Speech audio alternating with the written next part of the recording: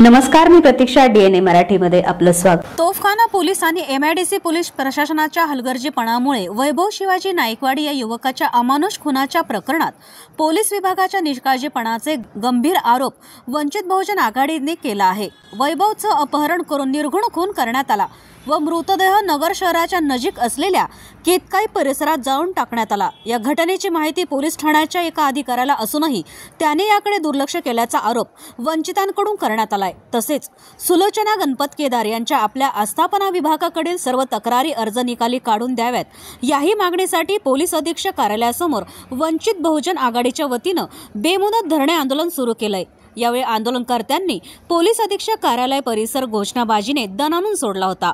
यावेळी वंचित बहुजन आघाडीचे जिल्हाध्यक्ष योगेश साठे, शहराध्यक्ष हनीफ शेख, देविदास भालेराव, JD शिरसाट, राजू भिंगरदिवे, संध्या मेडे, अक्षय नायकोडी, सुधीर ठोंबे, हर्षद पाटोळे, शारदा पवार, सायली निकाळजे, अभिजित पवार इत्यादींसह पदाधिकारी, कार्यकर्ते व मयत वैभवची आई सीमा नाईकवाडे, लता भांड, शारदा पवार, प्रमिला शिंदेसह मोठ्या प्रमाणात महिला उपस्थित होत्या. आज पोलीस अधीक्षक कार्यालय आयलानगर येथे वंचित बहुजन आघाडीच्या वतीने तसेच बाळासाहेब आंबेडकर यांच्या आदेशाने वंचित बहुजन आघाडीच्या वतीने धरणे आंदोलन, बेमुदत धरणे आंदोलन करण्यात येत आहे. या धरणे आंदोलनामध्ये मुद्दे आमचे विषय असे आहेत. वैभव शिवाजी नाईकवाडी यांचं जे अपहरण करून फेब्रुवारीमध्ये हत्या करण्यात आली, त्या हत्याकांड करत असताना काही आरोपींना, हत्याकांडामधील आरोपींना अटक करून त्यांना मोक्का लावण्याचं काम प्रशासनाने केलेलं आहे. पण त्यामध्ये काही त्रुटी अशा आहेत की ज्यावेळेस त्याचं अपहरण झालं, वैभवच्या आईने पोलीस स्टेशनला, तो खरं पोलीस स्टेशनला जाऊन मिसिंगची कंप्लेंट दिली होती. पण पोलीस स्टेशनच्या हलगर्जीपणामुळे त्यांनी फक्त वैभव हा घरातून निघून गेला अशी गुन्हा दाखल करून घेतला. त्याचबरोबर ज्यावेळेस ही घटना, त्याला जे आरोपी मारत होते वैभवला, त्यावेळेसचे काही फुटेज, व्हिडिओ, फोटो हे चव्हाण नावाच्या MIDCचा जो कॉन्स्टेबल आहे त्याच्या फोनवर आले. त्यानंतर त्यांनी तिथले जे PS आहेत त्यांच्या फोनवर त्यांनी पाठवले. ते पाठवून सुद्धा मी त्या पोलीस स्टेशनच्या अधिकाऱ्यांनी हलगर्जीपणामुळे आणि इग्नोर करून त्याच्यामुळे पोलीस त्यांनी जर हालचाल केली असती तर त्यावेळेस ते वैभवचा जीव वाचला असता. पण त्यांच्या हलगर्जीपणामुळे हा एवढा मोठा निर्गुणपणे त्याची हत्या केली. त्याच्यानंतर वैभवची आई, त्यांचे घरचे पोलीस स्टेशनला जात होते गुन्हा नोंद करून घ्या म्हणून. त्यांनी 8 दिवस त्यांनी गुन्हा नोंद करून नाही घेतला. त्यातले जे ताईंनी जे नाव घेतले, पाटील असेल, काटे असतील आणि ते कॉन्स्टेबल आहेत हे चव्हाण, यांना आज्ञास्थळी पोलिसांनी ठेवलं असं कळतंय. त्या आज्ञास्थळी का ठेवलं त्यांनी असं पोलीस स्टेशन वाल्यांना, कोकरे साहेबांना अशी काय धमकी दिली होती आरोपींनी की त्यांना सोडण्यात आलं.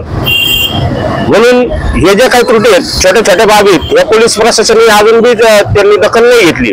म्हणून आम्ही वारंवार निवेदन पण दिले याच्या अगोदर, पण तरी पोलीस प्रशासन, SP साहेबांनी पण त्याच्यावर दखल नाही घेतली. त्याच्यामुळे आम्ही आज स्पष्टपणे जोपर्यंत निर्णय लागत नाही, SP साहेब आम्हाला काही निर्णय देत नाहीत, तोपर्यंत आम्ही बेमुदत धरणे आंदोलन करणार आहोत. त्या धरणे आंदोलनामध्ये त्यांची CID चौकशी झाली पाहिजे, पोलिसांची आणि आरोपींची CDR चेक झाली पाहिजे, त्याचबरोबर आरोपींची नार्को टेस्ट केली पाहिजे.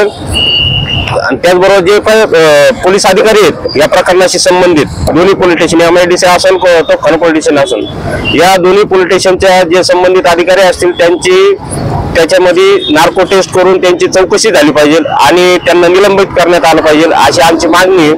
त्याचबरोबर सुलोचना गणपत केदारे यांचे जे नातू आहेत यांना नोकरी लावण्यासाठी यांनी पूर्ण प्रोसेस केलेली आहे. हायकोर्टात मॅचचे पण आदेश दिलेले आहेत.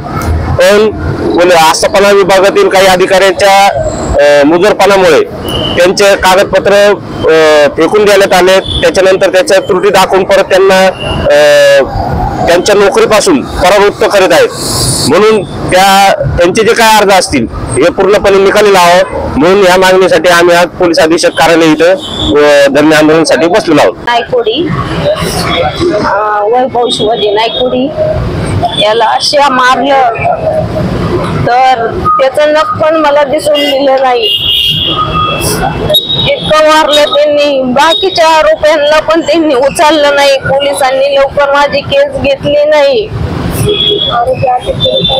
आरोपी अटक केले तर त्यांना तिकांनाच मोका लावला.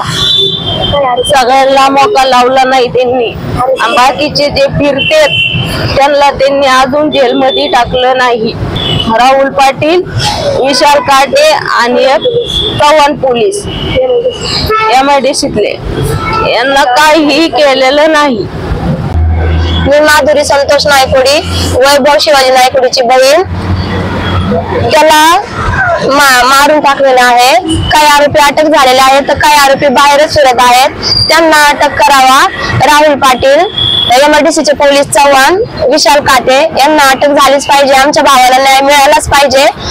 आम्ही आमच्या भावाला किडनॅप केल्यानंतर आम्ही 8 दिवस पोलीस स्टेशनला चक्र मारत होतो.